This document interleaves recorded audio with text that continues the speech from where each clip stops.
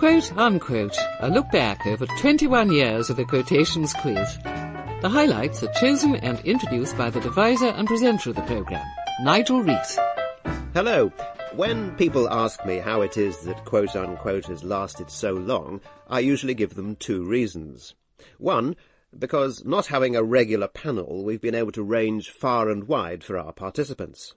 Two, because we have interpreted the word quotation very broadly indeed. We don't just examine the big quotations from the Bible, Shakespeare and Kipling.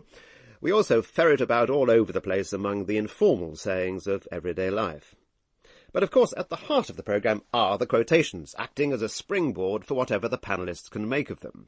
Listen now as taking them on are Alan Bennett, Winford Vaughan-Thomas, Richard Ingrams, Janet Sussman, John Mortimer, Peter Cook, Arthur Marshall, and... Kenneth Williams, a very famous riposte for you. What is the Duke of Wellington reputed to have replied when a publisher tried to blackmail him like this? My Lord Duke, in Harriet Wilson's memoirs, which I am about to publish, are various anecdotes of your grace which it would be most desirable to withhold. I have stopped the press for the moment. Publishing be damned. Quite so. He scrawled it across the publisher's letter in red ink. There's no more to be said. It's not as good as what he said when that man rushed out from outside Apsley House and said, "Mr. Smith, I believe," and he said, "If you believe that, you'll believe anything." That's the one I love about him. My own motto is publish and be sued.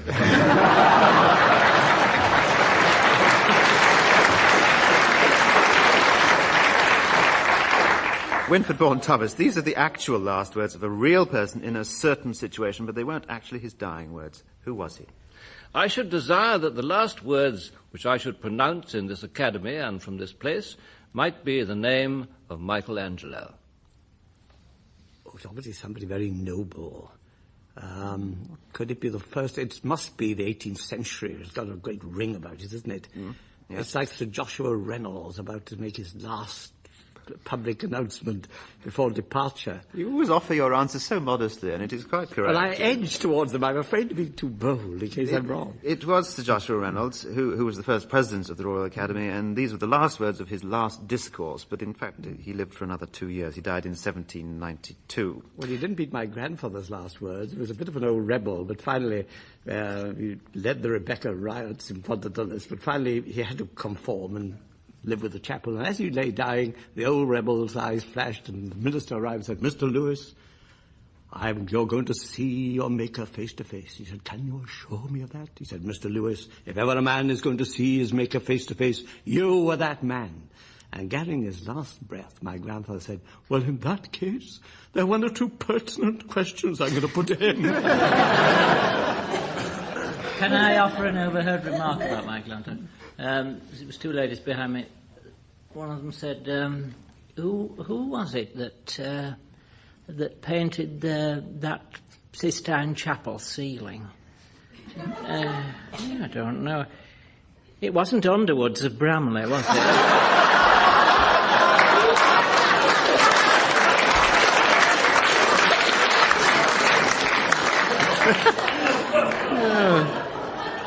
Janet Sussman, the last words of a piece of fiction for you. What piece of fiction? Good God, people don't do such things. Oh, Lord. I'm afraid I know it immediately, isn't it? Well, no. It's Hedda Gabler, and it's Judge Brack, who can't believe that she's killed it. Can I tell you a funny story that actually happened to me? It was horrible. I was on tour with that play, with Hedda Gabler, and we were in the Leeds Grand, which is a huge theatre, but they didn't have a piano. And, at the end of the play, Hedda disappears behind a curtain into her inner room and plays the piano wildly and fantastically, and then a little later shoots herself and dies. And they didn't have a piano at Leeds, so they had a recording of my piano music.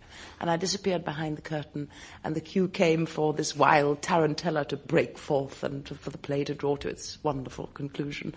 And the moment came, and I heard a little whirring sound and a voice. Sample complete. Ready to continue?